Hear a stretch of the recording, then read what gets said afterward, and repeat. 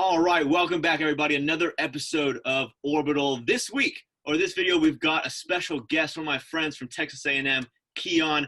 Also hosts his own podcast, Brownsbories Sports Take, on Instagram, Spotify, iTunes. You can find him on everything. We'll put links in the description for everything at the very end of the video. But we got some big news in Rockets world. John Wall is the latest addition to the Houston Rockets, acquiring him and a protected first-round pick in 2023 for Russell Westbrook. Now, last night I went to dinner, and I kind of left my phone away from me thinking nothing was going to happen. I wasn't getting any text, phone calls. It's pretty late in the night, and probably nothing big's going to happen. And I come back to my phone to see so many texts, so many messages, so many notifications about this trade. Keon, you're the guest, so we'll go to you first. What were your initial thoughts on the John Wall, Russell Westbrook trade last night? For sure. First of all, thank you very much for having me on. Great to help you all out and, help us out and, just be talking sports and especially y'all Rockets fans. And, I don't want to roast the Rockets fans, but, it's fun to talk smack with y'all. But my initial trade was, wow, okay, I did not expect – I expected a trade of Russell Westbrook eventually. I thought they would try to test it out to see what happens, not, just before the season. But I think it was logical because they both matched the contracts. They both have $40 to $45 million contracts. And I think you can tell John Wall was not happy in Washington. And, given the fact he's coming off of an injury and has not played in 2 years, I think Washington was trying to move him. And, it made sense in a way to both teams just get rid of their point guards. And, it was surprising in which I thought the Rockets would get either more picks or another player. But in the end, one pick, one player, and it was a switch of the point guards. And to me, in my opinion, the Rockets weren't the best winner. They took the bigger risk. John Wall has not played in 2 years, and I think Russell Westbrook, who's still a consistent player and still could be MVP caliber player, you essentially gave up all those draft picks for a rental in which Daryl Morey, he's gone. But it was a very calculated trade and risky trade to keep Harden happy and to not have Russell Westbrook be a wasted contract / talent. Yeah, I agree with you, Keon. From the standpoint when I first heard the trade, I'll be honest, I don't know. I've got mixed opinions regarding getting Wall for Westbrook. Given the fact that Westbrook requested a trade, I think this is probably the best option we could have ended up getting. However, I still would have preferred, John, we've talked about this before.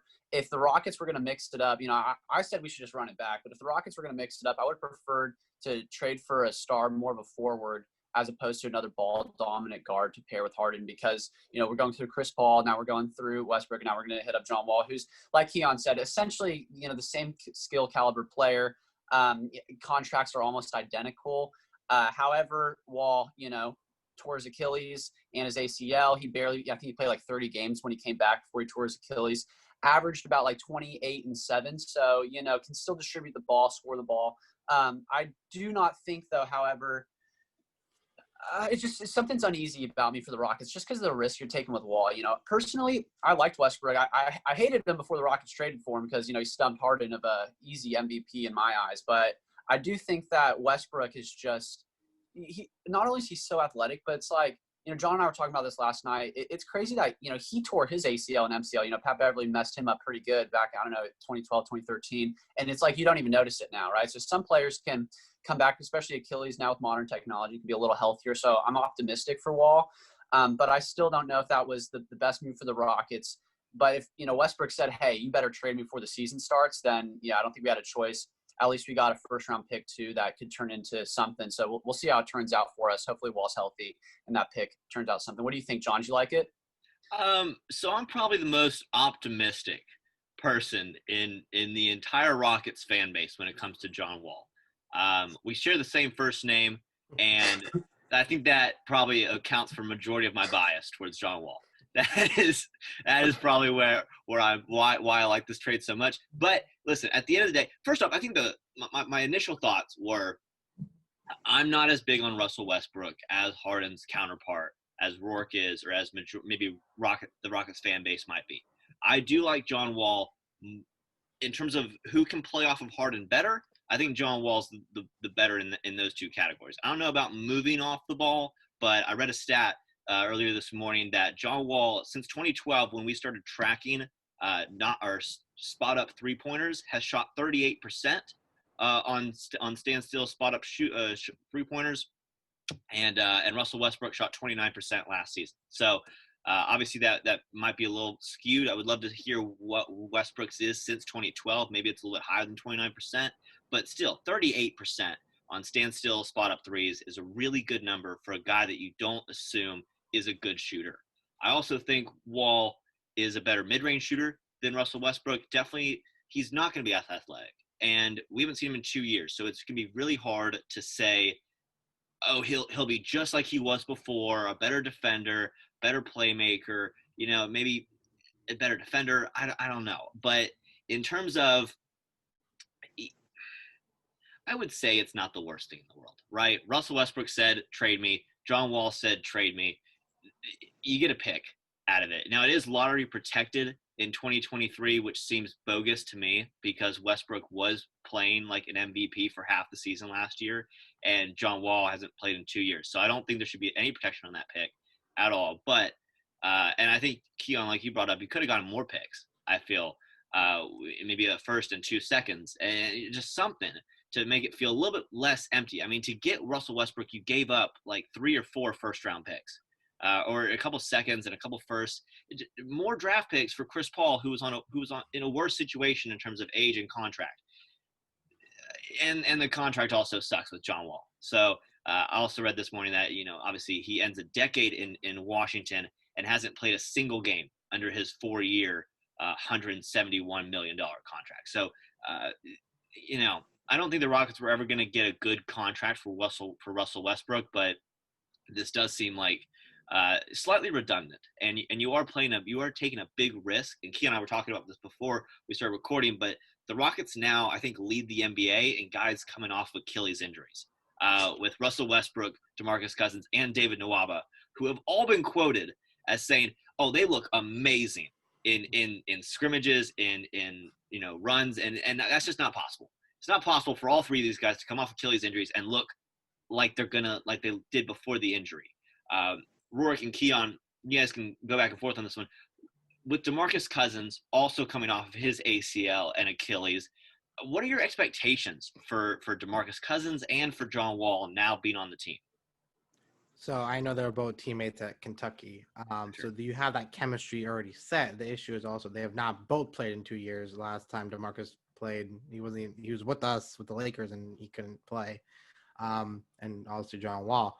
And I think now it's going to be the factor who can become half of them former selves. If DeMarcus Cousins can be half of his old self, y'all, that's a great for y'all because again, you didn't give up. You signed him for a vet minimum. It was a steal. John Wall, on the other hand, you gave up Russell Westbrook for him, and if John Wall does not perform even half of himself, then y'all take the bigger L. And John Wall obviously is more athletic. He's more bouncy, and he's not going to be the same. I think, and he also needs to take back his ego. Obviously, he was the main man in Washington. He's not going to be the main man in Houston. And he needs to be like, all right, Harden, you're the main man. I think that's why Russ and Harden clash. And I said this in my previous episodes. They're not the same OKC teammates. They both grew, way and both grew into, hey, I'm the leader of this team. Russell leading Oklahoma and Harden leading Houston. And both when they came together, I said, it's not going to work because they have the ego clash. And, if you put Harden, Russ, and KD on the same team again, during this time, not working out at all because of their egos. So John Wall, if he lessens his ego and lessens, hey, look, I'm not the same John Wall from 2010. I can't do the Dougie. I can't be bouncing around all over the court. But hey, look, I'm willing to pass the ball, shoot it, whatever. Be a quarter to half of myself as previously. That's a W. But I think Boogie, he's a bigger man. He's more. He has to be more like aggressive and all that. Obviously, big men get hurt easier, so he's the more likely not to become the same of himself. But even if he could, give you 10 points and 8 rebounds or whatever, it's a bigger W for y'all. Rorik, yeah. what are your. I think that you look at Russell Westbrook, who, John, you said was an MVP caliber player last year, averaging 30 plus, 8 and 7, to start since January this year. Was playing very, very well on the Rockets. Then got COVID and hurt his quad. Did not look like prime Russell Westbrook in the bubble, especially in the playoffs with some bad turnovers, which I think really put a bad taste in, the Rockets organization's mouth on what we think of Westbrook. And, with his fallout with Fertitta, if that really played a role in him demanding a trade request, it's some bad circumstances for Westbrook in trading him, when I think that, Westbrook is a better player than the value we traded him for. So due to those circumstances, I think, downgrade to John Wall. But, John Wall is 2 years younger. So while they do have the same huge contract, theoretically, Wall's 2 years younger, but I would still think that Westbrook is a healthier player, considering we haven't seen how Wall plays. So we'll see when he comes back. DeMarcus Cousins, he will never play up to the same talent, when he was on the Pelicans. But when he played on the Warriors briefly before he re-injured his, quad, he looked pretty good. He looked like he could score. He looked like he could assist in the offense and distributing, get some good ball movement, average a lot of assists while he was there before he got hurt. And so I think that adding Wall and Cousins will allow the Rockets ball movement to move a lot more than it did last year with Westbrook and Harden. Westbrook and Harden were like, let's each take our turns, attack, and if we're not scoring, we're making the one pass that is going to score. And now I think it's going to be a little different. I think Harden's going to potentially have some more rest, actually. I wouldn't think so, considering, Westbrook can just dominate the ball, with his usage percentage. But I do think now that you add more role players to the mix and you don't have that clear-cut second guy, while you say Wall, it's going to be boogie at times. We're also going to have, other role players, see what happens with Eric Gordon, how that plays out. We got some players. So I don't think that this Rockets roster is finalized. It's going to be interesting to see if we make some more moves before the season starts. But I do think that the outlook for the Rockets going in now with these new additions is pretty positive. I mean, a lot of people like to shit on the Rockets in general, but there's no way that the Rockets are going to fall out of, I don't see them. It'd be impossible for them to fall below this, 6th or 7th seed in my eyes. So, they finished 4th, but, look at the seeding this year, and seeds, pretty much 3 through 7, we're almost identical. So a lot of teams in the West are going to be in the mix. Rockets are going to be there. Just going to see, hey, can we get hot? Can we mesh and have a chance at the end of the day? And I think the last thing I really want to talk about here, and that's, you're not going to play under Mike D'Antoni's system again this year. And while Westbrook and Harden were great under that system, they're playing under a new system, and one that I've said this multiple times in this podcast, but I hope that it turns into a more conventional offense where everyone gets to contribute, everyone gets to touch the ball a little bit more, and it's not just so ISO heavy like it was with Mike D'Antoni. I want more complexity to the offense, and I think John Wall is a better weapon in that type of offense, an offense where you're going to do more pick and rolls and more off-ball screens and more backdoor cuts and more pin downs and more of everything, not just a high pick and roll. Okay, are you open, screen, roll to the basket, or fade to the 3-point line, or hit PJ Tucker in the corner. It's going to be more diverse. And I think Wall, I mentioned the spot up 3-point stat earlier, but I think overall his ability and his versatility on the offensive end is a little bit better than Westbrook's would be. Obviously with a little bit of a guessing job there. But Keon, what were you gonna say? Yeah, no, I was. You took the words out of my mouth. Mike D'Antoni is gone, and I think that's the one great thing about the Rockets, because I was not a fan of Mike D'Antoni. He coached the Lakers, and he could not do anything with us. I mean, we made the playoffs, but we got swept. And just the way he managed his team, man, you almost beat the Warriors, but you want to chalk up 28 3-pointers and brick them all, and that didn't work out. And his way of offense just doesn't work. He's an assistant coach with the Nets. Let's see how that rolls out. But him as a head coach was not a great thing, in my opinion. I just never saw him as an overrated coach. He had the Suns, the Lakers, y'all, and the Knicks. Did not make it past the finals. And I think for me, that's not a winning coach. Kevin McHale was somewhat better, but even so, y'all could have took out Mike D'Antoni, maybe brought in I don't know. I think maybe Scott Brooks. I forgot who was the coaching free agent at that time when a lot of coaches got fired.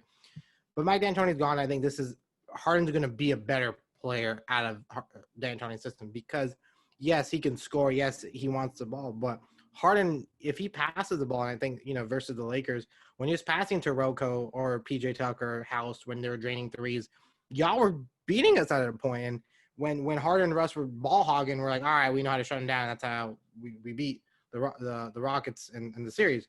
And I think that's what we were forcing turnovers and like, hey, they're not going to pass it out, whatever.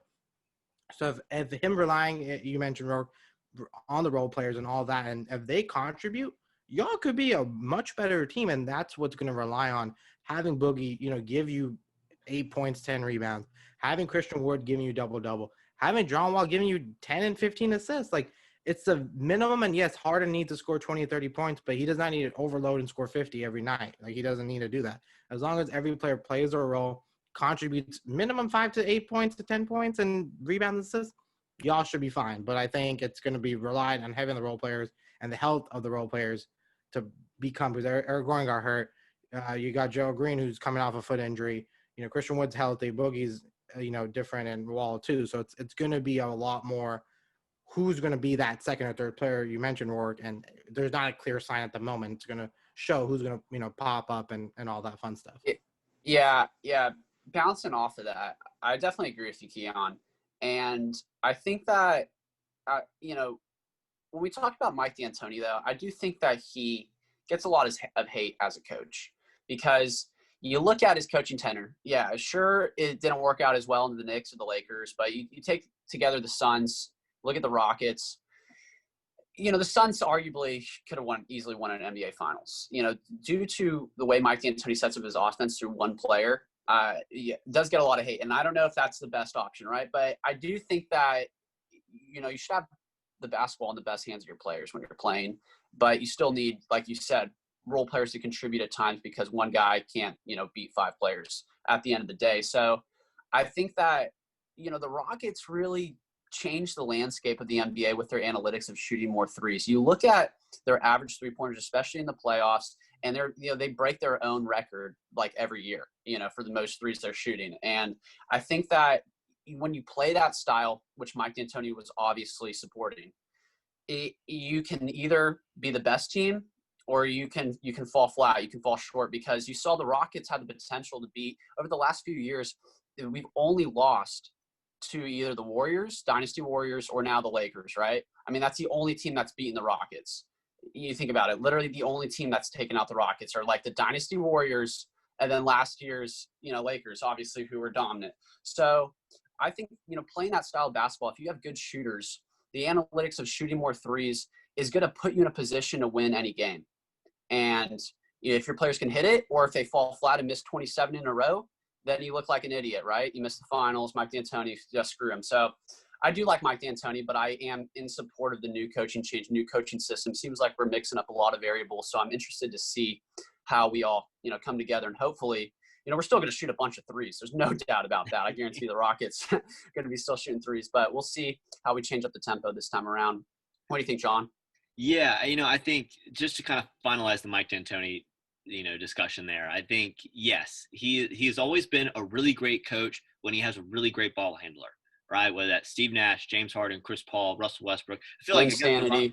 Yeah, I was my favorite guy to bring up, Ryan Anderson. Yeah, Ryan Anderson, those kind of guys. And I feel like on the Rockets, we just said, you were really good with one really good guy. Let's give you 2. Let's give you 2 really good ball handlers and see how it goes. And if you have James Harden, you're going to win 50 games, right? If you've got a second ball handler, you're going to win, 60, like they did his first year, or maybe I think it was his first year. They won 60 games. But I think the 27 missed threes will always be an argument. Stephen A. Smith, Max Kellerman, they love bringing up that, Mike D'Antoni is not known for making adjustments when things aren't going well. And that's always been my biggest knock on the Rockets is if it's not going well, they just keep punching the same wall. And the numbers may say, okay, that's going to work, right? Or it'll even out. Personally, not my philosophy. I say if it's not working out, what can we be doing to change that? That's my personal thing. Rourke and you and I have gone back and forth on that all the the time. Yeah, I'm like, if you've missed 23s in a row, the next one's got to go in, right? Like, why would you switch it up and post up for some, like, 10-foot mid-range jumper that's contested? Like, why would you do that when you know that if you're shooting the ball close to 40%, it's a better shot to shoot a three. I mean, the next one's going in, right? I mean, that's the thought. I mean, y'all not gonna outshoot the Rockets. I was again rooting for y'all for that series. I obviously none of us like the Houston Dynasty Warriors or the Golden State Warriors, and we were rooting for the Rockets. And I just saw the bricks. I was like, Jesus, like stop! Like y'all were up, and I'm not gonna get into this, but I think at the end of the day, it comes down to predictability. Like if everyone knows they're not gonna shoot a mid-range jump shot, then you let defenses game plan for you a little bit easier. So I always like a little bit of gamesmanship there. Always, just take the open shot. And you're right. If it's an open three or a contested two, I mean, obviously you should take that. You should take the three, even if it's a little bit more contested, because it is worth more points. But if you can like fake out the defender, just think you're taking the three, take one dribble, two dribble, knock down a mid range. 2 points is better than no points. So there's also that. And again, that's what the Lakers saw. Like, it's like, hey, look, y'all shoot the three, go ahead. We let Russ wide open, like, go brick it. Daniel House, I call him Brick House because he also was bricking. Rocco was really good. Austin was pretty decent. Ben McLemore was shooting, and obviously Harden. And at the end of the day, getting rid of Daryl Morey, that's the biggest thing. I'm happy because I'm not a fan of Daryl Morey. I can go this throughout. He is one of the most overrated GMs in my opinion. Yes, his stats and analytics, I give him that, MIT, whatever. But the man was like, I'm gonna give Jeremy Lin a max. I'm gonna sign Madison $20 million a year. I'm gonna sign Capello to a max, trade him for a bag of chips with Rocco and no draft picks, barely.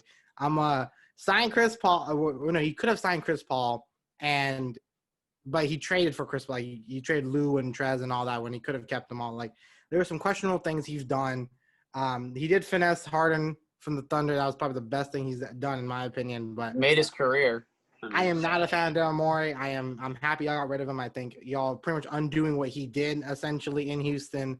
And I think y'all just trying to get some draft picks back and trying to get rid of those players. And again, y'all should be in a better position, but the chips are on the table in which y'all have been missing and taking the risk and been flopping a lot. So. Hey guys, thank you so much for watching. If you like this snippet of our podcast, make sure you like the video and leave a comment of your thoughts on the topic we talked about. And make sure to subscribe and click the bell icon so you don't miss any future videos.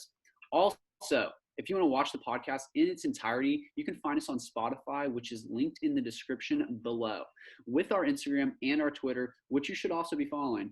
All you have to do is click the links below. Thank you again for watching, and we can't wait to see you next time.